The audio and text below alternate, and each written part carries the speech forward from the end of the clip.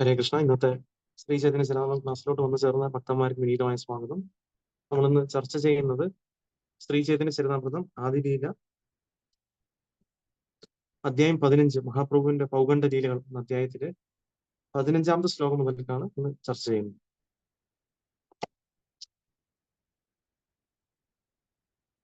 ജയ ജയ ശ്രീ ചൈതന്യ ജയ നിത്യാനന്ദ ജയ ദ്വൈത ചന്ദ്ര ജയ ഗൗരഭക്ത വൃന്ദ. ജയ ജയ ശ്രീ ചൈതന്യ ജയ നിത്യാനന്ദ ജയ ദ്വൈത ചന്ദ്ര ജയ ഗൗരഭക്ത വൃന്ദ.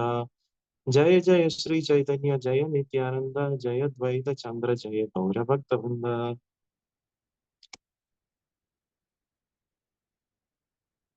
ചൈതന്യ ചരിതാമൃതം ആദിലീല 15ാമത്തെ അധ്യായം 15ാമത്തെ ശ്ലോകം.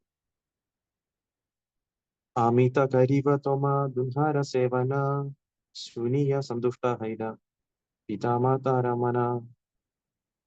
ശബ്ദാർത്ഥം: ആമീത ഞാൻ, കരിവ ചെയ്യാം, ത്വമ നിങ്ങൾ, ദുൻഹാര രണ്ടും, സേവന സേവനം, ശുനിയ കേട്ടിട്ട്, സന്തുഷ്ട സന്തോഷിച്ചു, ഹൈല ആയി തീർന്നു, പിതാ മാതാര മന മാതാപിതാക്കളുടെ മനസ്സുകൾ.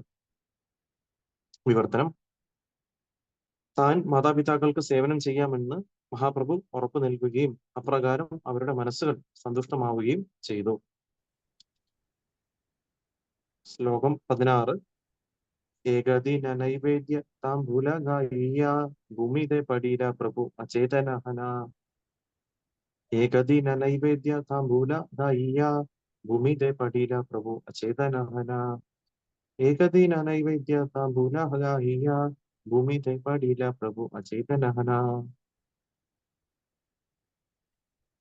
ശബ്ദാർത്ഥം: ഏകദിന ഒരു ദിവസം, നൈവേദ്യ നൈവേദ്യം, താംബൂല പാക്ക്, ഗായിയ ഭക്ഷിച്ചതിനു ശേഷം, ഭൂമിയിലെ നിലത്ത്, പാടിയില വീണു, പ്രഭു ഭഗവാൻ, അചേതന അബോധാവസ്ഥയിൽ ആയിത്തീർന്നു.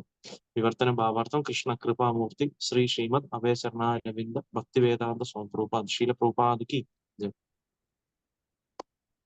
വിവർത്തനം: ഒരു ദിവസം ശ്രീചൈതന്യ മഹാപ്രഭു അർച്ചാ വിഗ്രഹത്തിന് സമർപ്പിച്ച താംബൂലം ഭക്ഷിച്ചു.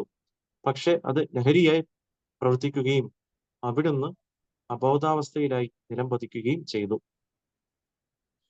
ഭാവാർത്ഥം: അടയ്ക്ക ഒരു ലഹരി വസ്തുവാണ്. അതിനാൽ അത് ഭക്ഷിക്കുന്നത് വ്യവസ്ഥാപിത നിയമങ്ങൾ വിലക്കിയിട്ടുണ്ട്. പാക്ക് ഭക്ഷിച്ചതിനു ശേഷം അബോധാവസ്ഥയിലായ മഹാപ്രഭുവിന്റെ ലീല അത് വിഷ്ണുവിന് സമർപ്പിച്ചതാണെങ്കിൽ പോലും ആരും അവയെ സ്പർശിക്കരുത് എന്ന് നമുക്കെല്ലാവർക്കും നൽകുന്ന നിർദ്ദേശമാണ്. ഏകാദശി നാളിൽ ധാന്യങ്ങൾ സ്പർശിക്കരുത് എന്നതുപോലെ ഇതും മറ്റൊരു നിർദ്ദേശമാണ്. തീർച്ചയായും ഭഗവാൻ ചൈതന്യ മഹാപ്രഭുവിന്റെ ബോധക്ഷയത്തിന് ഒരു പ്രത്യേക ഉദ്ദേശമുണ്ടായിരുന്നു. ഭഗവാൻ എന്ന നിലയിൽ ഇഷ്ടമുള്ള എന്തും അവിടുന്ന് ചെയ്യാം, എന്തും ഭക്ഷിക്കാം. പക്ഷെ അവിടുത്തെ ലീലകളെ നാം ഒരിക്കലും അനുകരിക്കരുത്. ഓം അജ്ഞാനതിമിരാന്ധസ്യ ജ്ഞാനാഞ്ജനശലായ ചക്ഷുരുന്മീലിതമേന തസ്മൈ ശ്രീ ഗുരുവേ നമഃ. ശ്രീചൈതന്യ മനോഭിഷ്ടം സ്ഥാപിതം യേന ഭൂതലെ സ്വയം രൂപഗതാമഹ്യം ദദാന്തിശ്ച വദാന്തികം. വന്ദേഹം ശ്രീഗുരു ശ്രീദപദകമലം ശ്രീഗുരുൻ വൈഷ്ണവാംശ്ച ശ്രീരൂപം സാഗ്രജാതം സഹനവിനാഥാം വിദഗ്ധം സജീവം സാദ്വൈതം സാവധൂതം പരിജന സഹിതം കൃഷ്ണ ചൈതന്യ ദൈവം ശ്രീ രാധാകൃഷ്ണ പാദാൻ സന്നിധാനം.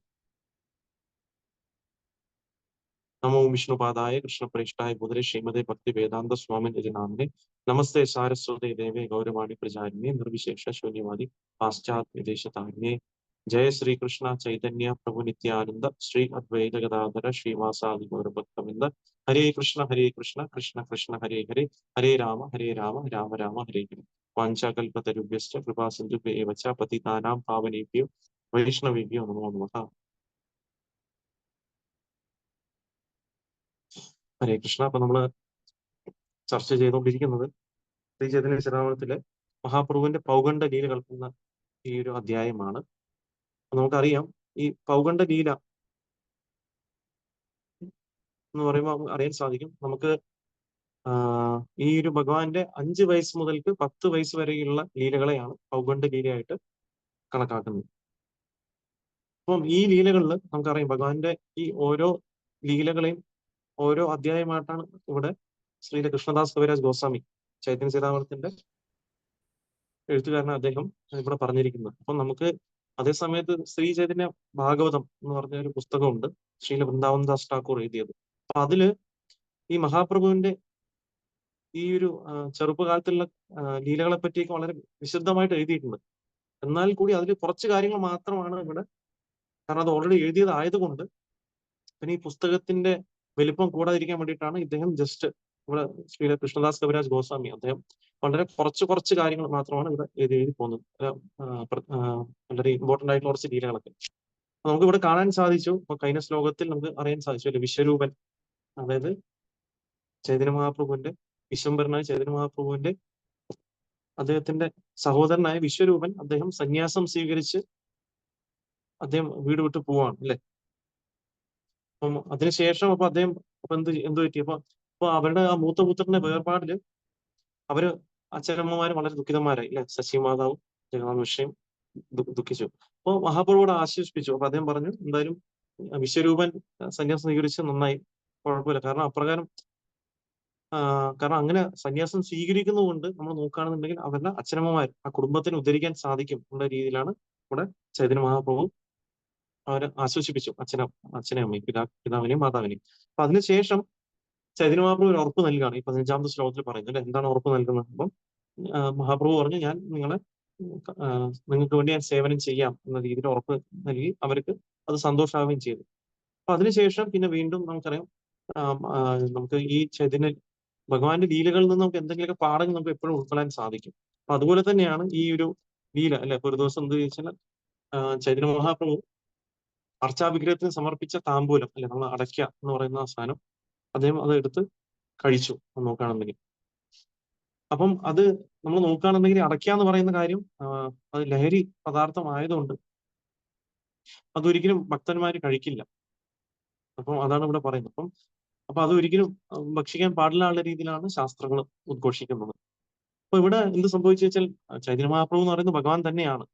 എന്നാലും അദ്ദേഹം അതിൽ നിന്ന് ഒരു പാഠം പഠിപ്പിക്കാൻ വേണ്ടിയിട്ടാണ് ഇവിടെ ആ പാക്ക് ഭക്ഷിച്ച ചൈതന്യ മഹാപ്രഭു അദ്ദേഹം ഒരു ലീല ചെയ്തു. എന്താണ്, അദ്ദേഹം അവിടെ അബോധാവസ്ഥയിലായിപ്പോയി പെട്ടെന്നപ്പം. അപ്പൊ അതിലൂടെ അദ്ദേഹം പറഞ്ഞു തരുന്നത് എന്താണ്, അതായത് ഈവൻ നമ്മൾ നോക്കുകയാണെന്നുണ്ടെങ്കിൽ ഈ താമ്പൂലം അല്ലെങ്കിൽ പാക്ക് എന്ന് പറയുന്നത് നിഷിദ്ധമായ ഒരു ആഹാരമാണ്. അപ്പൊ അത് നമ്മൾ നോക്കുകയാണെന്നുണ്ടെങ്കിൽ അത് ഭഗവാന് സമർപ്പിച്ചതാണെങ്കിൽ കൂടി അതൊരു ലഹരി വസ്തു ആയതുകൊണ്ട് ഒരിക്കലും ഭക്തന്മാർ അതിനെ സ്വീകരിക്കാൻ പാടില്ല എന്നുള്ള ആ ഒരു പാഠമാണ് ഇവിടെ ചൈതന്യ മഹാപ്രഭു നമുക്ക് പഠിപ്പിച്ചു തരുന്നത്. അതേപോലെ എക്സാമ്പിളാണ് ഇതിൽ പറഞ്ഞത് ശീല പ്രഭുപാദ് പറയുന്നത്. അപ്പൊ അത് ഒരു ദൃഢമായിട്ട് നിർദ്ദേശമാണ്. ഏകാദശി നാളിൽ നമുക്കറിയാം നമ്മൾ എല്ലാ ധാന്യങ്ങളും ഇല്ലേ, പയർവർഗ്ഗങ്ങളായിട്ടുള്ള ഭക്ഷണങ്ങളൊക്കെ നമ്മൾ ഭഗവാൻ നിവേദിക്കും, ഗോതമ്പും ബാക്കിയുള്ള നമ്മൾ നിവേദിക്കും.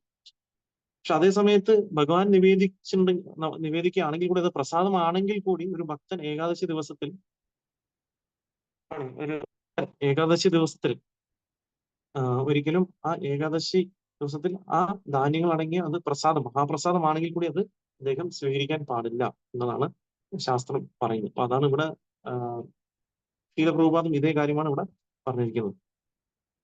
അപ്പം നമുക്കറിയാം ചൈതന്യ മഹാപ്രഭു ഭഗവാനാണ്. പിന്നെ എന്തുകൊണ്ടാണ് അദ്ദേഹം ഒരു ലഹരി അല്ലെങ്കിൽ ഒരു അടക്കി എടുത്ത് കഴിക്കുമ്പോൾ അദ്ദേഹത്തിന് ബോധം പോകാനുള്ള സംശയം നമുക്ക് വരാം.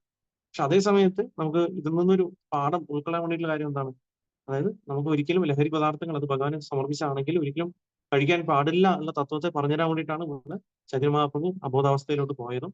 അപ്പൊ അതേപോലെ തന്നെ നമ്മൾ നോക്കുകയാണെന്നുണ്ടെങ്കിൽ ഭഗവാന് എന്തും കഴിക്കാം ശരിക്കും നോക്കുകയാണെങ്കിൽ. കാരണം ഭഗവാനാണ്, അദ്ദേഹത്തിന് നിയമങ്ങളോ കാര്യങ്ങളോ ഒന്നും ഇല്ല ശരിക്കും. അപ്പൊ ഭഗവാനെ നമുക്ക് ആരും ചോദ്യം ചെയ്യാനും സാധിക്കില്ല, കാരണം അദ്ദേഹം ഭഗവാനാണ്.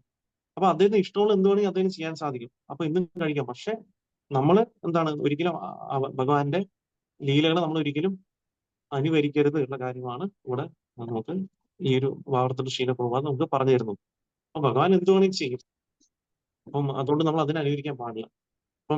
അപ്പൊ ചിലപ്പോൾ ആൾക്കാർ പറയും, ഭഗവാനടുത്ത് അസൂയ ആളുകളായിട്ടുള്ള ആൾക്കാരൊക്കെ പറയും, ഭഗവാൻ ഒരുപാട് സ്ത്രീകളുടെ കൂടെ രാസലീല ആടി, അപ്പൊ അതുകൊണ്ട് എനിക്ക് അങ്ങനെ രാസലീല ചെയ്യാൻ പാടില്ല എന്ന രീതിയിലൊക്കെ ആൾക്കാർ ചിലപ്പം ചാലഞ്ച് ചെയ്യാറുണ്ട്. അപ്പം അങ്ങനെയൊക്കെ വരുമ്പോ ശീലപ്രഭാത് പറയും, ആദ്യം കൃഷ്ണൻ നീ ഒരേ ഒരു ലീല മാത്രം എടുത്ത് ഭഗവാനെ നമുക്ക് അങ്ങനെ കമ്പയർ ചെയ്യാൻ സാധിക്കില്ല. അപ്പൊ ആദ്യം നീ ഒരു കാര്യം ചെയ്യ്, ഗോവർദ്ധന പർവ്വതത്തിനടുത്ത് ഉയർത്ത്, അതിനുശേഷം നിനക്ക് ഉയർത്താൻ പറ്റുകയാണെങ്കിൽ നീ രാസലീല ചെയ്യാൻ നിനക്ക് പ്രാപ്തനാണ് എന്ന് ശീലപ്രഭാത് പലപ്പോഴും അങ്ങനെ ഒരു വ്യക്തി ചാലഞ്ച് ചെയ്തപ്പോൾ പറഞ്ഞിട്ടുണ്ട്. അപ്പം പ്രഭുപാദ് പറയും, ഒരു മല പോയിട്ട് നമുക്ക് ഒരു ചെറിയൊരു കല്ലുകൂടി നമുക്ക് തൂക്കി ഇങ്ങനെ കയ്യിൽ വെക്കാൻ പറ്റില്ല. നമ്മൾ വിരൽ തന്നെ ഇങ്ങനെ എത്ര 7 രാത്രി വിരൽ തൂക്കി ഇങ്ങനെ വെക്കാൻ പറ്റും? ഇല്ല, സാധ്യമല്ല. അപ്പൊ അതിൽ നിന്നൊക്കെ മനസ്സിലാക്കാൻ സാധിക്കും, നമ്മളെപ്പോഴും അണുവാണ്, ഭഗവാൻ വിഭുവാണ്. നമ്മൾ എന്നും നമ്മൾ ജീവാത്മാവാണ്, ഭഗവാൻ എന്നതും ഭഗവാൻ തന്നെയാണ്. അപ്പൊ ഒരിക്കലും നമുക്ക് ഭഗവാനെ അനുകരിക്കാൻ നമുക്ക് പറ്റില്ല ഉള്ള കാര്യം വളരെ വ്യക്തമായിട്ടും നമുക്ക് മനസ്സിലാക്കാൻ സാധിക്കും. അപ്പൊ നമുക്ക് ശാസ്ത്രങ്ങൾ പറയുന്ന അനുകരൺ, അനുശരണം എന്ന് പറഞ്ഞിട്ട് രണ്ട് കാര്യങ്ങൾ പറയാറുണ്ട്. അപ്പൊ അനുകരണം എന്ന് പറഞ്ഞാൽ എന്താണ്? നമ്മൾ ജസ്റ്റ് അവരെ ഇമിറ്റേറ്റ് ചെയ്യുക. അപ്പോൾ അവരിങ്ങനെ ചെയ്തുകൊണ്ട് ഞാൻ അങ്ങനെ ചെയ്യാം ഉള്ള രീതിയിൽ നമ്മൾ ചെയ്യുന്നത്. പക്ഷെ അനുശരണം എന്ന് പറഞ്ഞാൽ എന്താണ്? അവരെ നമ്മൾ ഫോളോ ചെയ്യാനുള്ള കാര്യമാണ്. നമ്മുടെ ശാസ്ത്രങ്ങളിൽ എന്ത് പറഞ്ഞിരിക്കുന്നോ അതിനെ നമ്മളെപ്പോഴും അനുസരണം, അതിനെ ശരണം എടുക്കുക. അപ്പൊ അന്ന് ആ തത്വങ്ങളെ മനസ്സിലാക്കിയിട്ട് ഞാൻ എങ്ങനെ എന്റെ ജീവിതത്തിൽ ഇതിനെ പ്രാവർത്തികമാക്കി എനിക്ക് എങ്ങനെ ഭഗവാന്റെ അടുത്തുള്ള ആ ഭക്തിയെ ഉളവാക്കാൻ സാധിക്കും എന്നുള്ളതാണ് നമ്മളൊരു ഭക്തൻ ചെയ്യേണ്ടത്. അല്ലാതെ ഒരിക്കലും ശാസ്ത്രങ്ങൾ അവരിത് ചെയ്തു അല്ലെങ്കിൽ ഭഗവാൻ ഇങ്ങനെ ചെയ്തു അതുകൊണ്ട് എനിക്ക് എങ്ങനെ ചെയ്യാം എന്ന് വിചാരിച്ച് നമ്മൾ എന്തെങ്കിലും ചെയ്യാൻ നിന്ന് കഴിഞ്ഞാൽ അത് നമ്മുടെ നാശത്തിന് കാരണമാവേ ഉള്ളൂ എന്ന കാര്യമാണ് ഈ ഒരു ഭാവാർത്ഥത്തിൽ ഇത് ശീലപ്രഭ നമുക്ക് പറഞ്ഞു തരുന്നത്. അപ്പൊ അടുത്തതായിട്ട് നമുക്ക് അടുത്ത ശ്ലോകം നോക്കാം. ശ്ലോകം 17. आस्ते व्यस्ते पिता माता मुखे गिलपानी സുസ്തഹന കഹേ പ്രഭു അപൂർവ കാഹിനി. ശബ്ദാർത്ഥം: ആസ്തേ വെസ്തേ തിടുക്കത്തിൽ, പിതാമാത രക്ഷിതാക്കൾ രണ്ടും, മുഖേ വായി, ദില നൽകി, പാനി ജലം, സുസ്തഹന ബോധം വീണ്ടും കിട്ടി, കഹേ പറഞ്ഞു, പ്രഭു ഭഗവാൻ, അപൂർവ അമ്പരപ്പുളവാക്കുന്ന, കാഹിനി വർണ്ണന. വിവർത്തനം: പിതാവും മാതാവും മുഖത്ത് വളരെ തിടുക്കത്തിൽ ജലം തളിച്ചതിനെ തുടർന്ന് ബോധം തിരിച്ചു കിട്ടിയ അവിടുന്ന് അവർ മുമ്പൊരിക്കലും കേട്ടിട്ടില്ലാത്ത അത്ഭുതകരമായ ചില കാര്യങ്ങൾ പറഞ്ഞു. ശ്ലോകം 18. ഏതാഹൈത്തെ വിശ്വരൂപ മോരേലനാഗേല സന്യാസകേ സന്യാസകരഹ തുമി അമാരെ കഹില. ശബ്ദാർത്ഥം: ഏതാഹൈത്തെ ഇവിടെ നിന്ന്, വിശ്വരൂപൻ മോരെ എന്നെ, ലന കൂടെ, ഗേല പോയി, സന്യാസം കരഹ സ്വീകരിക്കുക, തുമി നീയും, ആമാരെ എന്നോട്, കഹില പറഞ്ഞു. വിവർത്തനം: ഭഗവാൻ പറഞ്ഞു, വിശ്വരൂപൻ എന്നെ ഇവിടെ നിന്ന് ദൂരേക്ക് കൂട്ടിക്കൊണ്ടു പോയ ശേഷം എന്നോട് സന്യാസം സ്വീകരിക്കാൻ അഭ്യർത്ഥിച്ചു. ശ്ലോകം 19. ആമി കഹി ആമാര അനാഥ പിതാമാത ആമി ബാലക സന്യാസേന കിബാജാനി കഥ. ശബ്ദാർത്ഥം: ആമി കഹി ഞാൻ പറഞ്ഞു, ആമാര എന്റെ, അനാഥ നിസ്സഹായരായ, പിതാവും മാതാവും, ആമി ഞാനോ, ബാലക ഒരു കുട്ടി മാത്രം, സന്യാസത്തെ കുറിച്ച്, കിബോ കിബ എന്ത്, ജാനി എനിക്കറിയാം, കഥ വാക്കുകൾ. വിവർത്തനം: ഞാൻ വിശ്വരൂപനോട് മറുപടി പറഞ്ഞു, എനിക്ക് എന്റെ നിസ്സഹായരായ പിതാവും മാതാവും ഉണ്ട്, ഞാനൊരു കുട്ടിയുമാണ്, സന്യാസത്തെക്കുറിച്ച് എനിക്ക് എന്തറിയാം. ശ്ലോകം 20. ഗൃഹസ്ഥ ഹയ്യ കരിവ പിതാമാതാര സേവന ഇഹാതൈ തുഷ്ട ഹബേന ലക്ഷ്മീനാരായണ. ശബ്ദാർത്ഥം: ഒരു ഗൃഹസ്ഥൻ, ഹ ഇയ ആയി തീർന്നു, കരിവ ചെയ്യാം, പിതാമാതാര മാതാപിതാക്കളുടെ, സേവനം, ഇഹാരെ ഈ ഇതിൽ, തുഷ്ട സംതൃപ്തരായി, ഹബേന ആയിത്തീരും, ലക്ഷ്മീനാരായണന്മാർ. വിവർത്തനം: പിന്നീട് ഞാൻ ഒരു ഗൃഹസ്ഥനായി എന്റെ മാതാപിതാക്കളെ സേവിക്കാം, അങ്ങനെ ചെയ്യുന്നത് ലക്ഷ്മീനാരായണന്മാരെ സന്തുഷ്ടരാക്കും. ശ്ലോകം 21. തബേ വിശ്വരൂപ ഇഹൻ പാഠായില മോരെ മാതാ കെ കഹിയോ കോടി കോടി നമസ്കാരേ. ശബ്ദാർത്ഥം: തബേ അപ്പോൾ, വിശ്വരൂപൻ, ഇഹാൻ ഇവിടെ, പാഠായില അയച്ചു, മോരെ എന്നെ, മാതാക്കെ കഹിയോ മാതാവിനോട് പറഞ്ഞു, കോടി നമസ്കാരേ പ്രണാമങ്ങൾ. വിവർത്തനം: അപ്പോൾ വിശ്വരൂപൻ എന്നെ ഗൃഹത്തിലേക്ക് തിരിച്ചയച്ചിട്ട് പറഞ്ഞു, എന്റെ മാതാവ് ശശിദേവിക്ക് കോടി പ്രണാമങ്ങൾ അറിയിക്കുക. ശ്ലോകം 22. ഏയ് മദനാലീല കരേ ഗൗരഹരി ഇകാരണേ ലീല ഇഹ ഉദിതേനാപാരി. ശബ്ദാർത്ഥം: ഏയ് മത ഇപ്രകാരം, നാനാവിധ, ലീലകൾ കരേ ചെയ്തു, ഗൗരഹരി ശ്രീ ചൈതന്യ മഹാപ്രഭു, ഹികാരണേ എന്താണ് കാരണം, ലീലകൾ, ഇഹ ഇത്, ബുദ്ധിതെ മനസ്സിലാക്കാൻ, ഇല്ല, പാരി കഴിവ്. വിവർത്തനം ഭാവാർത്ഥം കൃഷ്ണ കൃപാമൂർത്തി ശ്രീ ശ്രീ പ്രഭയചരണാരവിന്ദ ഭക്തിയ സ്വപ്രഭാൻ ശീല പ്രഭുപാദിക്ക് ജയ്. വിവർത്തനം: ഇപ്രകാരം ഗൗരഹരി നാനാവിധ ലീലകൾ ചെയ്തു. പക്ഷേ എന്തിനാണ് അങ്ങനെ ചെയ്തതെന്ന് എനിക്ക് മനസ്സിലാക്കാൻ കഴിയുന്നില്ല. ഭാവാർത്ഥം: പരമദിവ്യോത്തമ പുരുഷനും അവിടുത്തെ ഭക്തന്മാരും ഈ ലോകത്തിലേക്ക് വരുന്നത് ഒരു ദൗത്യ നിർവഹണത്തിനാണ്. അതിനാൽ അവർ ചിലപ്പോൾ മനസ്സിലാക്കാൻ വളരെ ബുദ്ധിമുട്ടുള്ള രീതിയിൽ പ്രവർത്തിക്കുന്നു. അതുകൊണ്ട് ഇങ്ങനെ പറഞ്ഞിരിക്കുന്നു: വൈഷ്ണവേര ക്രിയാമുദ്ര വിജ്ഞേഹ ന ഭുജയ. ഒരുവൻ അഭിജ്ഞനും ബുദ്ധിമാനുമായ പണ്ഡിതനാണെങ്കിൽ പോലും അവന് ഒരു വൈഷ്ണവന്റെ കർമ്മങ്ങൾ മനസ്സിലാക്കാൻ കഴിയില്ല. ഒരു വൈഷ്ണവൻ അവന്റെ ദൗത്യ നിർവഹണത്തിന് അനുകൂലമായ എന്തും സ്വീകരിക്കുന്നു. പക്ഷേ അത്തരം ഉത്കൃഷ്ടരായ വൈഷ്ണവരുടെ ലക്ഷ്യം അറിയാതെ മൂഢന്മാർ അവരെ വിമർശിക്കുന്നു. ഇത് നിഷിദ്ധമാണ്. ഒരു വൈഷ്ണവൻ തന്റെ ദൗത്യ നിർവഹണത്തിനായി എന്താണ് ചെയ്യുന്നതെന്ന് ആർക്കും മനസ്സിലാക്കാൻ കഴിയാത്തതിനാൽ അങ്ങനെയുള്ളൊരു വൈഷ്ണവനെ വിമർശിക്കുന്നത് സാധുനിന്ദ എന്ന അപരാധമാണ്.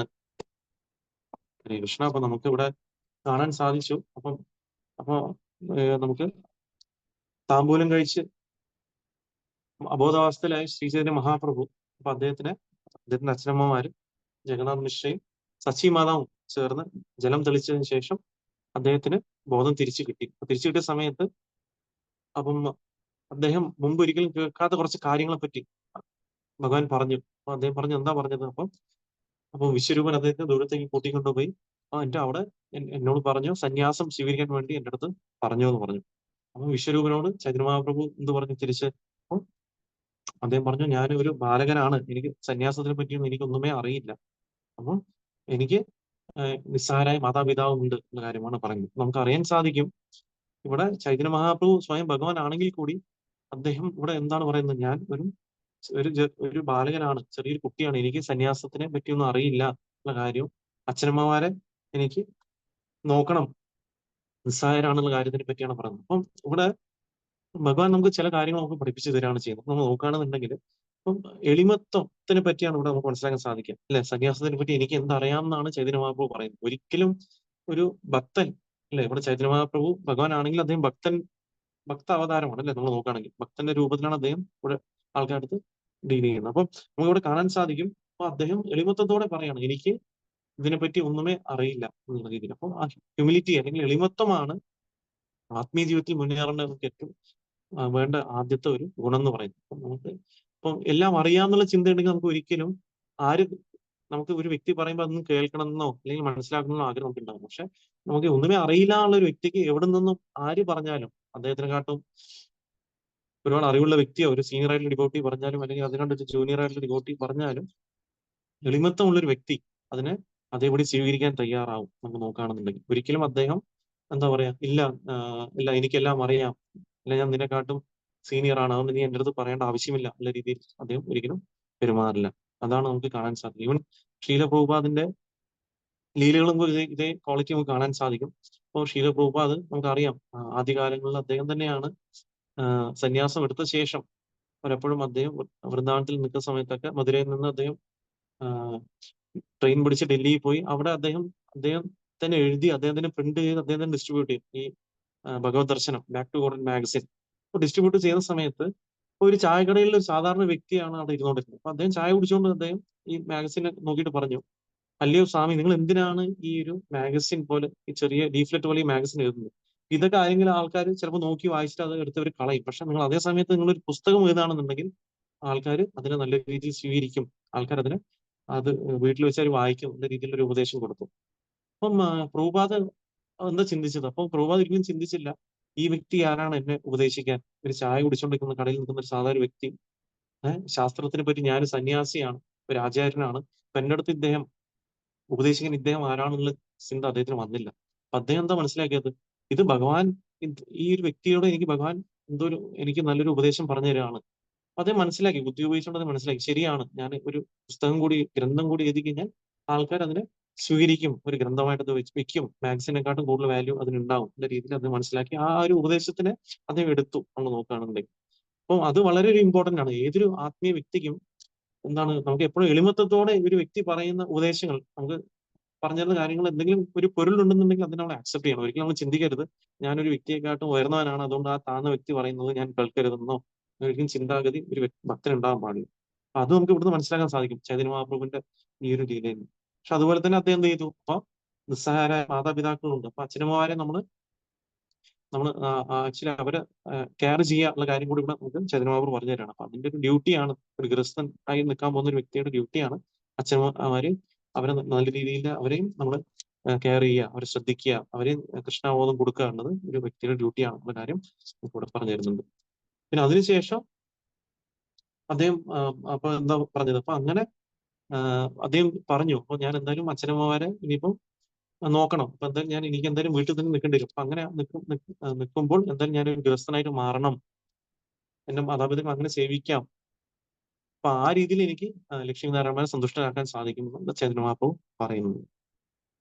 അപ്പൊ അങ്ങനെയൊക്കെ പറഞ്ഞപ്പോ ആണ് വിശ്വരൂപം പറഞ്ഞ, എന്നാ ശരി, നീ വീട്ടിലേക്ക് തിരിച്ചു പോയിക്കോളൂ.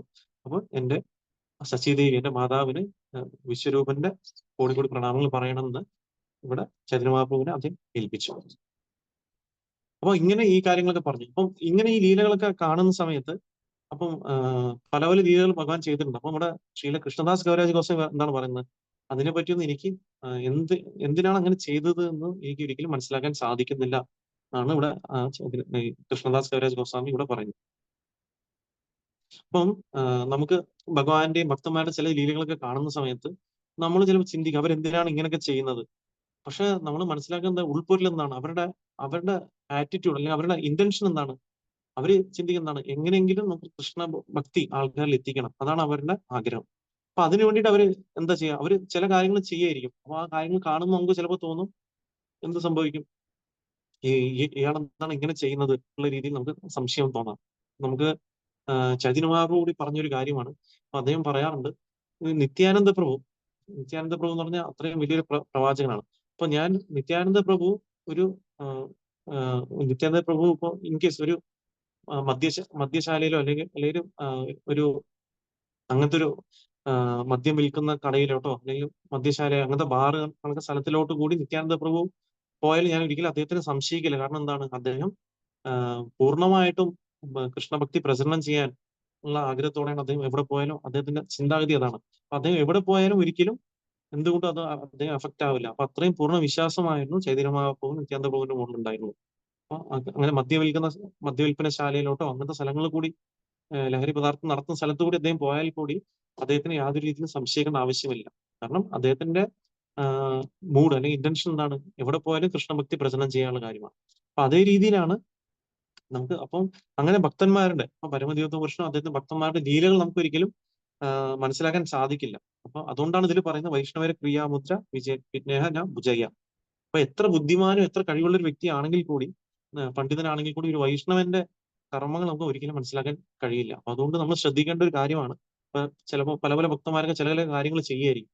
അപ്പൊ അത് ചെയ്യുന്ന സമയത്ത് നമുക്ക് കാണുമ്പോൾ നമ്മൾ ചിലപ്പോൾ അത് നമ്മുടെ ചിന്താഗതി അനുസരിച്ചല്ലേ, നമ്മുടെ ചിന്താഗതി എന്ന് പറയുമ്പോൾ ഞാൻ എന്റെ രീതി ചിന്തിക്കുന്ന സമയത്ത് ചിലപ്പോൾ അത് തെറ്റായിട്ട് നമുക്ക് തോന്നാം. അപ്പൊ തെറ്റായിട്ട് തോന്നുന്നത് ഞാൻ എന്ത് ചെയ്യും? ഞാൻ തെറ്റായിട്ട് കമന്റ് ചെയ്യും, അല്ലെങ്കിൽ ഞാൻ എന്തെങ്കിലും അപരാധം പറയും. ആ ഭക്തൻ ഇങ്ങനെ ചെയ്തു, ആ ഭക്തൻ ഇങ്ങനെ ചെയ്തു എന്ന രീതിയിലൊക്കെ പറയും. പക്ഷെ നമുക്ക് മനസ്സിലാക്കേണ്ട കാര്യം എന്താണ്?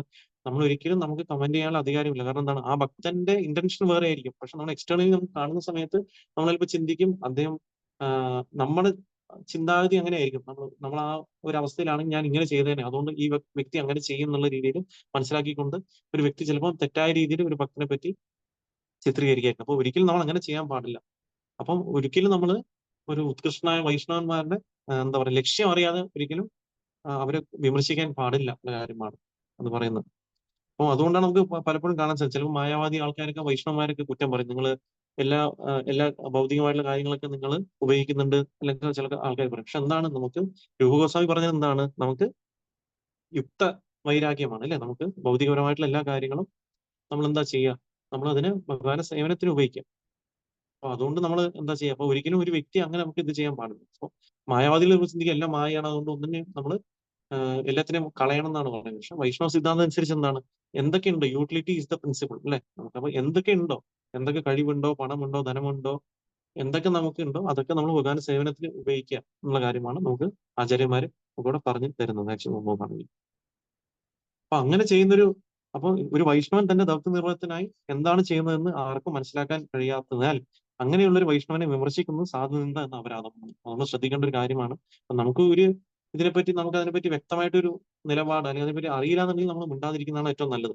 അപ്പൊ നമ്മൾ അറിയാതെ എന്തെങ്കിലുമൊക്കെ തെറ്റുകൾ പറഞ്ഞാൽ അതെന്താ അപരാധമായിട്ട് മാറും. അത് നമ്മുടെ ഭക്തിയെ നമുക്ക് അഫക്ട് ചെയ്യുന്നുള്ള കാര്യമാണ്. അപ്പൊ നമ്മൾ എപ്പോഴും ഭക്തിയിൽ ശ്രദ്ധിക്കേണ്ട ഒരു കാര്യം തന്നെയാണ് നമ്മൾ ആത്മീയ ഗുരു തരുന്ന നമ്മൾ ഉപദേശങ്ങൾ നമ്മൾ അതിനെ അതേപടി സ്വീകരിക്കുകയും നാമശ്രദ്ധയോടെ ജപിക്കുക, സേവനം ചെയ്യുക. അതേ സമയത്ത് നമുക്ക് എന്താണ് ഭക്തന്മാരെ പറ്റി ഒരിക്കലും നമ്മൾ അപരാധം പറയുകയോ കുറ്റം പറയുകയോ ചെയ്യാൻ പാടില്ല. അങ്ങനെ ചെയ്ത് കഴിഞ്ഞാൽ നമ്മുടെ ഭക്തിയിൽ നമുക്ക് ഭക്തിയിലെ രുചി നമുക്ക് നഷ്ടപ്പെടും. നമ്മൾ നോക്കുകയാണെങ്കിൽ അപ്പൊ എത്രയോ കാലം കൊണ്ട് നമ്മൾ നാമം ജപിച്ചാൽ നമുക്ക് ചിലപ്പോൾ രുചി വന്നിട്ടുണ്ടാവും. അതേസമയത്ത് നമ്മൾ ഒരു ഭക്തനെ പറ്റി കുറ്റം പറയുകയാണെങ്കിൽ നമുക്ക് പെട്ടെന്ന് ആ രുചി നഷ്ടപ്പെടും. കാരണം ഭഗവാൻ ഒരിക്കലും ഇഷ്ടപ്പെടാത്ത ഒരു കാര്യമാണ് ഭഗവാനെ സേവനം ചെയ്യുന്ന വ്യക്തികളെ പറ്റി നമ്മൾ കുറ്റം പറയാനുള്ള കാര്യം. ഭഗവാൻ ഒരിക്കലും അത് പൊറുക്കില്ല. ചിലപ്പോൾ ആ ഭക്തൻ ചിലപ്പോൾ അതിനെ പൊറുക്കുകയായിരിക്കും, പക്ഷെ ഭഗവാൻ ഒരിക്കലും അതിനെ ചിലപ്പോൾ പൊറുക്കില്ല. അപ്പൊ അത് നമ്മൾ ശ്രദ്ധിക്കേണ്ട ഒരു കാര്യമാണ്. അത് നമുക്കിവിടെ മനസ്സിലാക്കാൻ പറ്റും. ഇനി അടുത്തത് ശ്ലോകം 23. കഥതിനരഹി മിശ്ര ഗേല പരലോക മാതാപുത്രൻഹാര പാടില ഹൃദി ശോക. ശബ്ദാർത്ഥം കഥദിന കുറെ ദിവസങ്ങൾ, രഹി കഴിഞ്ഞപ്പോൾ, മിശ്ര ജഗന്നാഥ മിശ്ര, ഗേല കടന്നുപോയി, പരലോക അതീന്ദ്രിയ ലോകത്തിലേക്ക്, മാതാവ്, പുത്രൻ, ദുൻഹാര ഇരുവരുടെയും, ബാഡീല വർദ്ധിച്ചു, ഹൃദയത്തിൽ ശോക ദുഃഖം. വിവർത്തനം: ഏതാനും ദിവസങ്ങൾക്ക് ശേഷം ജഗന്നാഥ മിശ്ര ഇഹലോകവാസം വെടിഞ്ഞ് ഭഗവദ്ധാമത്തിലേക്ക് പോയി. മാതാവും പുത്രനും അതീവ ദുഃഖിതരായി. ശ്ലോകം 24. ബന്ധുബാന്ധവാസി ദുൻഹ പ്രബോധില, പിതൃക്രിയ വിധി മതേ ഈശ്വരകരില. ശബ്ദാർത്ഥം: ബന്ധു സുഹൃത്തുക്കൾ, ബാന്ധവ ബന്ധുക്കൾ, ആസി വന്നു, ദുൻഹ ഇരുവരെയും, പ്രബോധില സാന്ത്വനിപ്പിച്ചു, പിതൃക്രിയ പിതാവിന്റെ മരണാന്തര കർമ്മങ്ങൾ, വിധിമതേ വൈദിക സമ്പ്രദായം അനുസരിച്ച്, ഈശ്വര മഹാപ്രഭു കരില നിർവഹിച്ചു. വിവർത്തനം: പുത്രനെയും മാതാവിനെയും സാന്ത്വനിപ്പിക്കാൻ മിത്രങ്ങളും ബന്ധുക്കളും അവിടെ എത്തി. പരമദിവ്യോത്തമ പുരുഷനായ ഭഗവാൻ ആയിരുന്നെങ്കിലും അവിടുന്ന് പിതാവിന്റെ മരണാന്തര കർമ്മങ്ങൾ നിർവഹിച്ചു. ശ്ലോകം 25. കഥദിനെ പ്രഭു ചിത്തെ കരില ചിന്തന ഗൃഹസ്ഥ ഹൈലാമ ഏബേ ചാഹി ഗൃഹധർമ്മ. ശബ്ദാർത്ഥം: കഥദിനെ കുറെ ദിവസങ്ങൾക്ക് ശേഷം, മഹാപ്രഭു ചിത്തെ മനസ്സിൽ, ഖരീല ഉണ്ടായി, ചിന്തന ആലോചന, ഗൃഹസ്ഥ ഹൈലാമ ഗൃഹസ്ഥ ജീവിതത്തിൽ തുടരുന്നതിനാൽ, ഏബേ ഇപ്പോൾ, ചാഹി ആഗ്രഹിക്കുന്നു, ഗൃഹധർമ്മം. വിവർത്തനം: ചില ദിവസങ്ങൾക്ക് ശേഷം ഭഗവാൻ ചിന്തിച്ചു, ഞാൻ സന്യാസം സ്വീകരിച്ചിട്ടില്ല, ഇപ്പോഴും ഭവനത്തിൽ തുടരുന്നതിനാൽ ഒരു ഗൃഹസ്ഥനായി പ്രവർത്തിക്കേണ്ടത് എന്റെ ചുമതലയാണ്. ശ്ലോകം 26. ഗൃഹിണി വിന ഗൃഹധർമ്മ ന ഹയ ശോഭന ഏതചിന്തി വിവാഹ കരിദേഹൈലമന. ശബ്ദാർത്ഥം: ഗൃഹിണി പത്നി, വിന ഇല്ലാതെ, ഗൃഹധർമ്മം ന ഇല്ല, ഹയ ആവുക, ശോഭനം ചിന്തി അങ്ങനെ ചിന്തിച്ച്, വിവാഹം കരിതേ ചെയ്യാൻ, ഹൈല ആയിത്തീർന്നു, മനസ്സ്. വിവർത്തനം: ശ്രീചൈതന്യൻ ചിന്തിച്ചു, ഒരു പത്നിയെ കൂടാതെ ഗൃഹസ്ഥ ജീവിതത്തിന് ഒരു അർത്ഥവുമില്ല. അപ്രകാരം അവിടുന്ന് വിവാഹിതനാകാൻ തീരുമാനിച്ചു. ശ്ലോകം 27. ഗൃഹം വിദ്യാഹുർ ഗൃഹീണി ഗൃഹമുച്യത്തെ തയാഹി സഹിത സർവാൻ പുരുഷാർത്ഥാൻ സമശ്നുതേ. ശബ്ദാർത്ഥം: ഇല്ല, ഭവനം, ഗൃഹം വീട്, ഇതി ഇപ്രകാരം, ആഹുഹു പറഞ്ഞു, ഗൃഹിണി പത്നി, ഗൃഹം വീട്, ഉച്യത്തെ പറയപ്പെടുന്നു, തയാ അവളോടൊപ്പം, ഹി തീർച്ചയായും, സഹിത ഒരുമിച്ച്, സർവാൻ എല്ലാ, പുരുഷാർത്ഥങ്ങൾ, സമശ്നുതേ പരിപൂർണമാകുന്നു. വിവർത്തനം: വെറുമൊരു വീട് ഒരു ഗൃഹമാകുന്നില്ല, കാരണം പത്നിയാണ് ഗൃഹത്തിന് അർത്ഥം നൽകുന്നത്. ഒരുവൻ പത്നിയോടൊത്ത് ഗൃഹത്തിൽ ജീവിക്കുന്ന പക്ഷം അവർക്ക് ഒരുമിച്ച് മനുഷ്യജീവിതത്തിന്റെ പുരുഷാർത്ഥങ്ങൾ സഫലമാക്കാൻ കഴിയും. ശ്ലോകം 28. ദൈവേ ഏകദിന പ്രഭു പടിയ ആസീതേ വല്ലഭാചാര്യരെ കന്യ ദേഖേ ഗംഗാപദേ. ശബ്ദാർത്ഥം: ദൈവേ ആദൃശ്ചികമായി, ഏകദിന ഒരു ദിവസം, മഹാപ്രഭു പഠനം കഴിഞ്ഞ്, ആസിതേ മടങ്ങി വരുമ്പോൾ, വല്ലഭാചാര്യന്റെ കന്യാപുത്രി, ദേഖേ കണ്ടു, ഗംഗാപദേ ഗംഗയിലേക്ക് ഉള്ള വഴിയിൽ. വിവർത്തനം: ഒരു ദിവസം മഹാപ്രഭു പഠനം കഴിഞ്ഞ് വിദ്യാലയത്തിൽ നിന്ന് മടങ്ങി വരുമ്പോൾ യാദൃച്ഛികമായി ഗംഗയിലേക്കുള്ള പാതയിൽ വെച്ച് വല്ലഭാചാര്യന്റെ പുത്രിയെ കണ്ടു. ശ്ലോകം 29. പൂർവസിദ്ധഭാവ ദുൻഹാര ഉദയ കരീല ദൈവവനമാലി ഘടക ശശിസ്ഥാനയില. ശബ്ദാർത്ഥം: പൂർവസിദ്ധ, മുമ്പ് തന്നെ ഉറപ്പിച്ചതുപോലെ, ഭാവ നിർവൃത്തി, ദുൻഹാര ഇരുവരും, ഉദയ ഉണർന്നു, കരില ഉണ്ടായി, ദൈവേ യാദൃച്ഛികമായാണെങ്കിലും, വനമാലി വനമാലി, ഘടക വിവാഹ ഇടപാടുകാരൻ, സച്ചിസ്ഥാനെ സച്ചിയുടെ അടുത്ത്, ആയില വന്നു. വിവർത്തനം ഭാവാർത്ഥം: കൃഷ്ണ കൃപാമൂർത്തി ശ്രീ ശ്രീമദ്വേചരണാനന്ദ ഭക്തിവ സ്വരൂപ ഇല പ്രഭുപാദ് കി ജയ്. വിവർത്തനം: മഹാപ്രഭുവും ലക്ഷ്മി ദേവിയും കണ്ടുമുട്ടിയപ്പോൾ പൂർവ്വസിദ്ധമായിരുന്ന അവരുടെ ബന്ധം ഉണരുകയും യാദൃച്ഛികമായി വിവാഹ ഇടപാടുകാരൻ വനമാലി ശശിമാതാവിനെ കാണാൻ വരികയും ചെയ്തു. ഭാവാർത്ഥം: നവദ്വീപ് നിവാസിയും ജാതിയിൽ ബ്രാഹ്മണനുമായിരുന്ന വനമാലി ഘടകനാണ് മഹാപ്രഭുവിന്റെയും ലക്ഷ്മി ദേവിയുടെയും വിവാഹം ഒരുക്കിയത്. അദ്ദേഹം പണ്ട് ശ്രീരാമചന്ദ്രന്റെ വിവാഹാലോചന നടത്തിയ വിശ്വാമിത്രനും പിന്നീട് കൃഷ്ണന്റെയും രുക്മിണിയുടെയും ഏർപ്പാട് ചെയ്ത ബ്രാഹ്മണനുമായിരുന്നു. അതേ ബ്രാഹ്മണൻ ചൈതന്യ ലീലയിൽ മഹാപ്രഭുവിന്റെ വിവാഹ ഇടപാടുകാരനായി. ഹരേ കൃഷ്ണ. അപ്പൊ നമ്മള് ഈ കുറച്ച് ശ്ലോകങ്ങൾ നമുക്ക് കാണാൻ സാധിച്ചു. എങ്ങനെയാണ് ചൈതന്യ മഹാപ്രഭു അദ്ദേഹത്തിന്റെ അച്ഛന്റെ മരണാനന്തരം കർമ്മങ്ങളൊക്കെ ചെയ്ത് അദ്ദേഹം ഗൃഹസ്ഥ ജീവിതത്തിലോട്ട് വന്നിരിക്കുകയാണ്, അല്ലെ?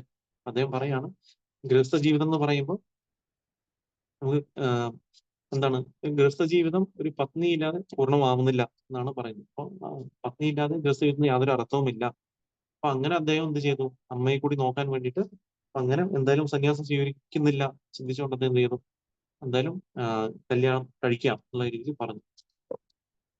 അപ്പം അതുകൊണ്ട് അപ്പൊ അതിൽ പറയാണ്, ഇപ്പം ഒരു വീട്, സാധാരണ ഒരു വീട് ഗൃഹമാവണമെന്നുണ്ടെങ്കിൽ അവിടെ പത്നി ഉണ്ടാവണം. അപ്പം പത്നി ഉണ്ടെങ്കിൽ ഗൃഹത്തിന് അർത്ഥം ഉണ്ടാവുള്ളൂ എന്ന കാര്യമാണ് പറയുന്നത്. അപ്പം ഒരു വ്യക്തി പത്നിയോട് ഒത്തിരുന്ന് എന്താ ചെയ്യാ, ഗൃഹത്തിൽ ജീവിക്കുന്ന പക്ഷെ അവരെന്താ ചെയ്യാം, അവര് ഒരുമിച്ചിരുന്നുകൊണ്ട് തന്നെ മനുഷ്യ ജീവിതത്തിന്റെ പുരുഷാർത്ഥങ്ങൾ നമുക്ക് സഫലമാക്കാൻ കഴിയുന്നതാണ് ഇവിടെ പറയുന്നത്, അല്ലെ? അപ്പം ഗൃഹസ്ഥ ജീവിതത്തിന്റെ ഉദ്ദേശം എന്താണ്? ഏതൊരു ആശ്രമത്തിന്റെയും ഉദ്ദേശം കൃഷ്ണാവബോധത്തിൽ എത്തുക, അല്ലെ? പരിശുദ്ധ ഭക്തി വളർത്തിയെടുക്കാനുള്ളതാണ് ഏതൊരു ആശ്രമത്തിന്റെയും ഉദ്ദേശം. അപ്പൊ ഗൃഹസ്ഥ ജീവിതത്തിൽ നമുക്ക് ഇന്ദ്രിയ തൃപ്തി ചെയ്യാൻ ചെറിയൊരു ലൈസൻസ് കിട്ടുകയാണെങ്കിൽ കൂടിയും അതിന്റെ ഉദ്ദേശം എന്താണ്? ഒത്തുചേർന്ന്, അല്ലെ, കുടുംബത്തോടെ എല്ലാവരും ചേർന്ന് കൃഷ്ണഭക്തി പരിശീലിക്കുകയും നമ്മൾ ഭക്തിയിൽ പരിശുദ്ധ ഭക്തി വളർത്തിയെടുക്കാനുള്ളതാണ് അതിന്റെ തത്വം. അപ്പൊ അങ്ങനെ ഒരു ദിവസം അദ്ദേഹത്തിന്റെ 5-ാമത്തെ 10-ാമത്തെ വയസ്സിനിടയ്ക്കാണ് ഇതൊക്കെ നടക്കുന്നത്. അപ്പൊ നമുക്ക് അക്കാലത്തിൽ അറിയാൻ സാധിക്കും. അപ്പൊ അന്നൊക്കെ നമുക്ക് നോക്കുകയാണെങ്കിൽ ഇപ്പം അവര് നേരത്തെ തന്നെ ഇപ്പൊ ഒരു ഒരു ഒരു ഒരാളൊരു സ്ത്രീയെ കല്യാണം കഴിക്കണം എന്നുണ്ടെങ്കിൽ കൂടി നേരത്തെ തന്നെ അവർ തീരുമാനിച്ച് വളരെ നേരത്തെ തന്നെ അന്നൊക്കെ ഈ കല്യാണം കാര്യങ്ങളൊക്കെ നടക്കുമായിരുന്നു. ഇന്നത്തെ വൈദിക സംസ്കാരം അനുസരിച്ച് നമ്മൾ നോക്കുകയാണെന്നുണ്ടെങ്കിൽ. അപ്പൊ അതുപോലെ തന്നെ അദ്ദേഹം പഠനം കഴിഞ്ഞ് തിരിച്ചു വരുമ്പോഴാണ് അദ്ദേഹം വിദ്യാലയത്തിൽ മടങ്ങുന്ന സമയത്ത് ഗംഗേരേഖയുള്ള പാതയിൽ വെച്ചിട്ടാണ് ഈ ലക്ഷ്മി, അല്ലെ, ലക്ഷ്മി പ്രിയ അല്ലെങ്കിൽ ലക്ഷ്മി ദേവി എന്ന് പറഞ്ഞ ആ വല്ലഭാചാര്യന്റെ മകളെ കാണുന്നു. അപ്പൊ അദ്ദേഹം കാണുകയുണ്ടായി. അതേ സമയത്ത് എന്താ സംഭവിച്ചത്, അവിടെ യാദൃച്ഛികമായിട്ടും അപ്പൊ അവിടുത്തെ ഒരു വനമാലി എന്ന് പറഞ്ഞിട്ട് ഒരു വ്യക്തി അവിടെ ഉണ്ടായിരുന്നു, അല്ലെ, ബ്രാഹ്മണൻ. അപ്പൊ വനമാലി ബ്രാഹ്മണൻ എന്ന് പറഞ്ഞ ആ ഒരു ബ്രാഹ്മണൻ, വനമാലി ഘടകൻ, അപ്പൊ അദ്ദേഹം എന്ത് ചെയ്തു, അതേ സമയത്ത് തന്നെ ശശി മാതാവിനെ കാണാൻ പോയി അദ്ദേഹം. അദ്ദേഹം അവിടെ എന്തിനാണ് പോയത്, ഇപ്പം അതായത് ഈ വിവാഹ ഇടപാടുകാരനാണ് അദ്ദേഹം. അപ്പൊ അദ്ദേഹം ശശി മാതാവിനടുത്ത് ഈ ഒരു ഇങ്ങനെ ഒരു ലക്ഷ്മി ദേവിയായിട്ട് മഹാപ്രഭുവിന്റെ കല്യാണത്തിനെ പറ്റി ആലോചിക്കാൻ വേണ്ടിയിട്ടാണ് അദ്ദേഹം അവിടെ പോയത് യാദൃശ്യമായിട്ട്. അപ്പൊ ഇതിൽ പറയാണ്, ഈ ഒരു ബ്രാഹ്മണനായിട്ടുള്ള ഈ വനമാലി ഘടകൻ എന്ന് പറയുന്നത് നമുക്ക് അറിയാൻ സാധിക്കും, പല ഉന്നത ഭക്തരും നമുക്ക് കാണുന്ന ഈ ചൈതന്യലീലയിൽ കാണുന്ന ഉന്നത ഭക്തന്മാരൊക്കെ ഇതേപോലെ തന്നെ ചിലപ്പോൾ അതേ ലീലകൾ തന്നെയാണ് അവര് മുന്നത്തെ ലീലകൾ, നമ്മൾ രാമലീലയിലായാലും ശരി കൃഷ്ണലീലയിലായാലും അതേ ലീലകളാണ് അവർ ചെയ്തിരിക്കുന്നത്. ഇത് നമുക്ക് ഇവിടെ കാണാൻ സാധിക്കും. ഇദ്ദേഹം തന്നെയാണ് ശ്രീരാമചന്ദ്രമൂർത്തിയുടെയും സീതാദേവിയുടെ വിവാഹാലോചന നടത്തിയ വിശ്വാമിത്രൻ എന്ന് പറയുന്നത് ഈ വനമാലി ഘടകനാണ്. അതുപോലെ തന്നെ കൃഷ്ണന്റെയും രുക്മിണിയുടെയും ആക്ച്വലി അവരുടെ വിവാഹം ഏർപ്പാട് ചെയ്ത ബ്രാഹ്മണൻ ആയിരുന്നു. ആ ബ്രാഹ്മണൻ എന്ന് പറയുന്നത് ഈ വനമാലി ഘടകനാണ്. അപ്പൊ അദ്ദേഹമാണ് ചൈതന്യമാതാവിന്റെയും ഈ ലക്ഷ്മി പ്രിയയുടെ വിവാഹം നടത്താനുള്ള ഇടപാടുകാരനായത്. ശ്ലോകം 30. സച്ചീര ഇംഗീതേ സംബന്ധ കരില ഘടന ലക്ഷ്മികെ വിവാഹ കൈല സച്ചീരാനന്ദന. സച്ചീര ശബ്ദാർത്ഥം സച്ചീര ഇംഗിതേ, സച്ചി മാതാവിന്റെ ഇംഗിതത്തോടെ, ബന്ധം കരില ചെയ്തു, ഘടന സാധ്യമായി, ലക്ഷ്മി ദേവിക്ക് വിവാഹം കൈല നിർവഹിച്ചു, സച്ചീരാനന്ദന സച്ചിയുടെ പുത്രൻ. വിവർത്തനം. സച്ചീദേവിയുടെ ഇംഗിതം അനുസരിച്ച് വനമാലി ഘടകൻ വിവാഹം സജ്ജീകരിക്കുകയും അപ്രകാരം മഹാപ്രഭു യഥാസമയം ലക്ഷ്മി ദേവിയെ വിവാഹം കഴിക്കുകയും ചെയ്തു. ശ്ലോകം 31. വിസ്താരി യവർണീലാതാഹ വൃന്ദാവനദാസ ഏയിത പൗഗണ്ഡ ലീലാര സൂത്ര പ്രകാശ. ശബ്ദാർത്ഥം വിസ്താരിയ വിസ്തരിച്ച്, വർണ്ണില വർണ്ണിച്ചു, താഹ അത്, വൃന്ദാവനദാസ ഠാക്കൂറ വൃന്ദാവനദാസൻ, ഏയിത്ത ഇത് ആകുന്നു, പൗഗണ്ഡ ലീലാര പൗഗണ്ഡ ലീലകൾ, സൂത്രപ്രകാശ സംഗ്രഹത്തിന്റെ ആവിഷ്കാരം. വിവർത്തനം. മഹാപ്രഭുവിന്റെ ആദ്യകാല ലീലകളെല്ലാം വൃന്ദാവനദാസ് ഠാക്കൂർ വിപുലമായി വിവരിച്ചിട്ടുണ്ട്. അതേ ലീലകളുടെ സംഗ്രഹിച്ചുള്ള പ്രതിപാദ പ്രതിപാദനം മാത്രമാണ് ഞാൻ നൽകിയിട്ടുള്ളത്. ശ്ലോകം 32. പൗഗണ്ഡ വയസ്സേ ലീല ബഹുത പ്രകാര വൃന്ദാവനദാസ ഇഹ കരിയാച്ചേന വിസ്താര. പൗഗണ്ഡ വയസ്സേ പൗഗണ്ഡ വയസ്സിൽ ലീലകൾ ബഹുത പ്രകാര പലവിധത്തിലുള്ള വൃന്ദാവനദാസ ഠാക്കൂർ ഇഹ ഇത് കരിയാച്ചേന നിർവഹിച്ചു, വിസ്താര വിപുലമായ വിശദീകരണം. വിവർത്തനം. പൗഗണ്ഡ വയസ്സിൽ മഹാപ്രഭു വിവിധ വിധത്തിലുള്ള ലീലകൾ നിർവഹിച്ചു. ശ്രീല വൃന്ദാവനദാസ് ഠാക്കൂർ അവയെല്ലാം വിപുലമായി വിവരിച്ചിട്ടുണ്ട്. ശ്ലോകം 33. അതയേ വേദിമാത്ര ഇഹാന്റെ കൈല ചൈതന്യമംഗള സർവലോകേഖ്യാത ഹൈല. ശബ്ദാർത്ഥം. അതയേവ അതുകൊണ്ട്, ദിങ് മാത്ര സൂചന മാത്രം, ഇഹാൻ ഇവിടെ, ദേഖായില പ്രദർശിപ്പിച്ചു, ചൈതന്യമംഗളം എന്ന ഗ്രന്ഥത്തിൽ, സർവലോകവും ഖ്യാത പ്രശസ്തം ഹൈല ആയി തീർന്നു. വിവർത്തനം. ഞാൻ ഈ ലീലകളുടെ ഒരു സൂചന മാത്രമേ നൽകിയിട്ടുള്ളൂ. വൃന്ദാവനദാസ ഠാക്കൂർ തന്റെ ചൈതന്യമംഗളത്തിൽ ഇപ്പോൾ ചൈതന്യ ഭാഗവതം ഇവയെല്ലാം വിപുലമായി വിവരിച്ചിട്ടുണ്ട്. ശ്ലോകം 34. ശ്രീരൂപ രഘുനാഥ പാദേ യാര ആശ ചൈതന്യ ചരിതാമൃത ഹേ കൃഷ്ണദാസ. ശബ്ദാർത്ഥം. ശ്രീരൂപ ഗോസ്വാമി, രഘുനാഥ രഘുനാഥദാസ ഗോസ്വാമി, അതേ പാദങ്ങളിൽ, യാര ആരുടെ, ആശ പ്രതീക്ഷ, ചൈതന്യ ചരിതാമൃതം കഹേ വിവരിക്കുന്നു, കൃഷ്ണദാസ കവിരാജ ഗോസ്വാമി. വിവർത്തനം. ശ്രീ രൂപ രഘുനാഥ ഗോസ്വാമിമാരുടെ പാതാരബിന്ദങ്ങളിൽ പ്രാർത്ഥിച്ചുകൊണ്ടും അവരുടെ കാരുണ്യം സദാ അപരീക്ഷിച്ചുകൊണ്ടും കൃഷ്ണദാസൻ എന്ന ഞാൻ അവരുടെ തൃച്ചേവടികൾ പിന്തുടർന്ന് കൊണ്ട് ശ്രീ ചൈതന്യ ചരിതാമൃതം വർണ്ണിക്കുന്നു. ശ്രീ ചൈതന്യ ചരിതാമൃതം ആദിലീലയിലെ ശ്രീ ചൈതന്യ മഹാപ്രഭുവിന്റെ പൗഗണ്ഡ ലീലകൾ എന്ന 15-ാം അധ്യായത്തിന്റെ ഭക്തി വേദാന്ത ഭാവാർത്ഥം ഇപ്രകാരം സമ്പൂർണ്ണമാകുന്നു. അപ്പൊ അങ്ങനെയാണ് നമ്മൾ ഈ പൗഗണ്ഡ ലീലകൾ ഇവിടെ തീരുന്നത്. അപ്പൊ നമുക്ക് ഇതിൽ പല പല ലീലകൾ നമുക്ക് കാണാൻ സാധിച്ചു മഹാപ്രഭുവിന്റെ ഈ ലീലകളിൽ. അപ്പൊ ഇവിടെ പറയുന്നുണ്ട്, കൃഷ്ണദാസ് കവിരാജ് ഗോസ്വാമി എന്താണ് പറയുന്നത്, ഈ ലീലകളൊക്കെ വൃന്ദാവൻദാസ് ഠാക്കൂറിന്റെ ചൈതന്യ ഭാഗവതം എന്ന ഗ്രന്ഥത്തിൽ വളരെ ണ്ട്. അപ്പൊ അതുകൊണ്ട് അദ്ദേഹം അതിന്റെ കുറച്ച് കാര്യങ്ങൾ മാത്രമാണ് ഇതിൽ പ്രതിപാദിച്ച് നൽകിയിട്ടുള്ളത്. സംഗ്രഹമായിട്ടുള്ള ചെറിയ കാര്യങ്ങൾ മാത്രമാണ് ഇതിൽ നൽകിയിട്ടുള്ളത്. അപ്പം അതുകൊണ്ട് നമുക്ക് വിപുലമായിട്ട് നമുക്ക് ആ ഗ്രന്ഥത്തിൽ കാണാൻ സാധിക്കും. അത് ചൈതന്യ മംഗളം എന്ന പേരിലായിരുന്നു ആദ്യം ഉണ്ടായത്. പിന്നെ ലോചനദാസ് ഠാക്കൂർ എന്ന ഒരു ആചാര്യനും ചൈതന്യ മംഗളം, ഇപ്പൊ രണ്ടുപേരും ഒരേ പുസ്തകം എഴുതിയ സമയത്ത് എന്ത് പേര് കൊടുക്കുന്നുള്ള അവിടെ സംശയം വന്നപ്പോഴാണ് ഈ വൃന്ദാവൻദാസ് ഠാക്കൂർ എഴുതിയ ചൈതന്യ മംഗളത്തിനെ ചൈതന്യ ഭാഗവതമായിട്ട് അതിന് പേര് കൊടുത്തത്. കാരണം വൃന്ദാവൻദാസ് ഠാക്കൂർ എന്ന് പറയുന്നത് അദ്ദേഹം ശ്രീല വ്യാസദേവന്റെ അവതാരമാണ് ആക്ച്വലി. അപ്പൊ അതുകൊണ്ടാണ് അതിന് ചൈതന്യ ഭാഗവതം എന്ന് കൊടുക്കുന്നത്. അപ്പൊ അതിന് വളരെ വിപുലമായിട്ടും ഈ ലീലകളെ ലീലകളെ പറ്റി വിവരിച്ചിട്ടുണ്ട്. നമുക്ക് ഇവിടെ കുറച്ച് ലീലകളും അതിൽ നമ്മൾ മനസ്സിലാക്കേണ്ട കുറച്ച് തത്വങ്ങളെ പറ്റിയാണ് ഇവിടെ നമുക്ക് ചൈതന്യ മഹാപ്രഭുവിന്റെ ഈ ലീലകളോട് നമുക്ക് മനസ്സിലാക്കാൻ സാധിച്ചത്. നമുക്ക് എപ്പോഴും എളിമത്വത്തോടെ നമ്മൾ ഭക്തി പരിശീലിക്കണം എന്നുള്ള കാര്യം കൂടെ നമുക്ക് മനസ്സിലാക്കാൻ സാധിച്ചു. ചൈതന്യ മഹാപ്രഭു ലീലകളൊക്കെ ആടുന്ന സമയത്ത് ഒരിക്കലും അദ്ദേഹം ഭഗവാനാണെന്ന് ചിന്തിച്ചുകൊണ്ട് ഒരിക്കലും എല്ലാം അറിയാം എന്നുള്ള ഭാഗത്തോടൊന്നും ചെയ്തില്ല. ഇപ്പോഴും ആ എളിമത്വം നമുക്ക് എപ്പോഴും ഒരു ഭക്തന് വേണ്ട ഏറ്റവും വലിയൊരു ഫോർമോസ്റ്റ് ആയിട്ടുള്ള ഒരു ക്വാളിറ്റിയാണ് എന്നുള്ള കാര്യവും നമുക്ക്. അതുപോലെ തന്നെ ഭക്തിയിൽ നമുക്ക് പ്രഭുപാദി ഭാഗത്തിൽ കാണാൻ സാധിച്ചു. ഭക്തിയിൽ നമുക്ക് എന്താ ചെയ്യാം, ഭക്തന്മാര് പല പല കാര്യങ്ങൾ ചെയ്യുമ്പോഴും അവർക്ക് അത് ഭഗവാനുമായിട്ടുള്ള പ്രേമബന്ധത്തിനെ എസ്റ്റാബ്ലിഷ് ചെയ്യാൻ വേണ്ടിയാണ് അവർ ചെയ്യുന്നത്. അപ്പൊ ഒരിക്കലും സാധാരണമായിട്ടുള്ള വ്യക്തികളോ അല്ലെങ്കിൽ നമ്മളെ നിയോഫൈറ്റായിട്ടുള്ള ഭക്തന്മാർ ഒരിക്കലും അങ്ങനത്തെ വ്യക്തികളെ അതിൽ തെറ്റുകൾ കണ്ടുപിടിക്കുകയോ അതിൽ അങ്ങനെ ചെയ്യുന്ന ഒരു വ്യക്തി, അവരെ കുറ്റം പറയുന്ന വ്യക്തിക്ക് അവരും സാധുനിന്ദയാണ് ചെയ്യുന്നത്, അപരാധമാണ് ചെയ്യുന്നതെന്ന് ഇവിടെ നമുക്ക് പറഞ്ഞു തരുന്നുണ്ട്. ആക്ച്വലി ഇവിടെ ശീല പ്രഭുപാദ് പറഞ്ഞു തരുന്നുണ്ട്. ഇവൻ നമുക്ക് ഞാനൊരു ചെറിയൊരു ഇതുകൂടി പറഞ്ഞിട്ട് എൻഡ് ചെയ്യാം, നമുക്ക് സമയമായി. ഇവൻ നമുക്കറിയാൻ സാധിക്കും, ശീല പ്രഭുപാദിന്റെ ഒരു ലീലയിൽ വന്നൊരു കാര്യം തന്നെയാണ് ആക്ച്വലി. നമ്മളെല്ലാവരും വായിച്ചൊരു കാര്യം തന്നെയാണ്. അപ്പൊ എനിക്ക് പെട്ടെന്ന് ഇതിനെ പറ്റി പറഞ്ഞപ്പോൾ ഓർമ്മ വന്നു. അപ്പൊ നമുക്ക് കാണാൻ സാധിക്കും, എനിക്കൊന്നൊരു ന്യൂസ് റിപ്പോർട്ടറാണ്. അപ്പം ഒരു ന്യൂസ് റിപ്പോർട്ടർ ഷീലപ്രഭുപാദ് ചോദിച്ചു. അപ്പം അപ്പം അപ്പൊ അന്ന് സമയത്തൊക്കെ പ്രഭുപാദ് ഭൗതികമായിട്ടുള്ള കാര്യങ്ങളെ പറ്റിയൊക്കെ ഷീലപ്രഭുപാദ് ചിലപ്പോൾ പറയും. നമ്മൾ ഇതൊക്കെ നമ്മൾ എന്താ ചെയ്യുക, നമ്മൾ ആധ്യാത്മികമായിട്ടുള്ള കാര്യങ്ങൾ ചെയ്യണം, ഭൗതികമായിട്ടുള്ള അഡ്വാൻസ്മെന്റ് എല്ലാം നമ്മൾ റിയൽ സിവിലൈസേഷൻ എന്ന കാര്യങ്ങളെ പറ്റിയൊക്കെ ഷീലപ്രഭുപാദ് പറയുകയാണെങ്കിൽ കൂടി നമുക്ക് എന്ത് പറ്റിയെന്ന് വെച്ചാൽ ഒരു തവണ അപ്പൊ അദ്ദേഹത്തിന്റെ ഷീലപ്രഭുപാദ് ഇതേപോലെ തന്നെ അദ്ദേഹം ഒരു ന്യൂസ് റിപ്പോർട്ടർ അദ്ദേഹത്തിന്റെ അടുത്ത് ചോദിച്ചു, നിങ്ങൾ എന്തിനാണ് ഈ പ്ലെയിനൊക്കെ ഉപയോഗിക്കുന്നത്? നിങ്ങൾ എപ്പോഴും ഭൗതികമായിട്ടുള്ള കാര്യങ്ങളെ പറ്റിയൊക്കെ നിങ്ങൾ കുറ്റം പറയാറുണ്ടല്ലോ. അപ്പൊ ഭൗതികമായിട്ടുള്ള സിവിലൈസേഷനെ പറ്റി നിങ്ങൾ കുറ്റം പറയാറുണ്ടല്ലോ. അപ്പൊ നിങ്ങൾ എന്തിനാണ് പ്ലെയിൻ ഉപയോഗിക്കുന്നത്? ഒരു ചാലഞ്ചിങ് ആയിട്ട് ഒരു വ്യക്തി, ഒരു റിപ്പോർട്ടർ ചോദിച്ചു. അപ്പൊ പ്രഭുപാദ് പറഞ്ഞു, വളരെ ആ ഉത്തരം വളരെ ഒരു എന്താ പറയാ, ഒരിക്കലും പ്രതീക്ഷിക്കാത്ത ഒരു ഉത്തരമായിട്ടാണ് നമുക്ക് കാണാൻ സാധിക്കുക. പ്രഭുപാദ് പറഞ്ഞു, നിങ്ങളെല്ലാരും ഇപ്പം ഈ ഒരു പ്ലെയിനിന്റെ അല്ലെ, ഒരു എയറോപ്ലെയിന്റെ സ്പീഡിലാണ് നിങ്ങളെല്ലാരും നരകത്തിലോട്ട് പോയിക്കൊണ്ടിരിക്കുന്നത്.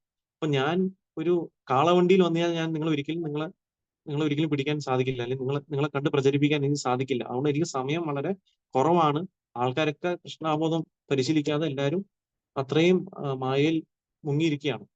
അപ്പൊ അങ്ങനത്തെ വ്യക്തികളെ കൃഷ്ണഭക്തിയിലോട്ട് കൊണ്ടുവരുന്നുണ്ടെങ്കിൽ ഒരിക്കലും ഞാൻ ഒരു കാളവണ്ടി എടുത്തുകൊണ്ട് നടന്നു കഴിഞ്ഞാൽ നടക്കില്ല.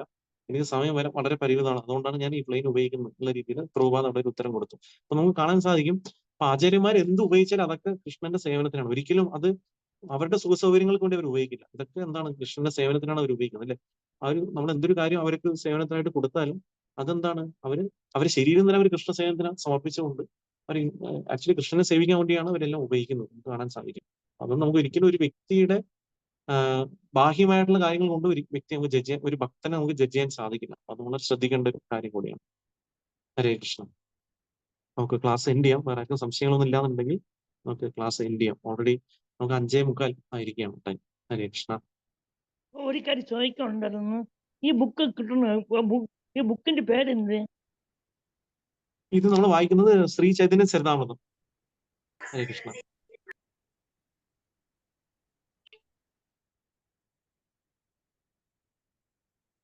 ഹരേ കൃഷ്ണ പ്രഭു. ഹരേ കൃഷ്ണ. താങ്ക് യു പ്രഭു. താങ്ക് യു പ്രഭു. മനസ്സിലുണ്ടായിരുന്ന 2-3 ക്വസ്റ്റ്യന്റെ ആൻസർ പ്രഭുവിന്റെ ക്ലാസ്സിലൂടെ ഇന്ന് കിട്ടി. താങ്ക് യു സോ മച്ച് പ്രഭു. ഹരേ കൃഷ്ണ. ഞാൻ എന്തോ അറിയില്ല, കുറച്ച് കേട്ട കാര്യങ്ങൾ ഷെയർ ചെയ്തു മാജി. അപ്പൊ ഹരേ കൃഷ്ണ. താങ്ക് യു പ്രഭു. ഒരു 1-2 കാര്യങ്ങൾ ഒന്ന് 2 ഡൗട്ട്സ് ഉണ്ടായിരുന്നത് പ്രഭുവിന്റെ ക്ലാസ്സിൽ നിന്ന് അത് ഭയങ്കരമായിട്ട് ക്ലിയർ ആയി. Thank you so much. Class host ചെയ്തുകൊണ്ട് നമുക്ക് അതിനെപ്പറ്റി ചർച്ച ചെയ്യാൻ സാധിച്ചു. താങ്ക് യു മാജി. നമുക്ക് ശീലപ്രഭുവാന്റെ ഭാവാർത്ഥമാണ് അതിനൊക്കെ കാരണം. അപ്പോ എല്ലാ പ്രകീർത്തിയും പ്രഭുപാദിനും ഭക്തമാരും. ഹരേ കൃഷ്ണ. താങ്ക് യു മാജി. താങ്ക് യു പ്രഭു. ഹരേ കൃഷ്ണ. ഹരേ കൃഷ്ണ. പ്രണാം ഭക്തമാർക്ക് വിനീതമായ നന്ദി. എൻഡ് ചെയ്യാം. ശ്രീ ചൈതന്യ ചരിതാമൃതം की जय. शील प्रभुपाद की जय. समवेत गौर भक्तवृंद की जय. निताय गौर प्रेमानंदे. ഹരി ഹരി ഹരേ हरे कृष्ण. ഹരേ കൃഷ്ണ. കൃഷ്ണ. हरे. Thank you. हरे कृष्ण.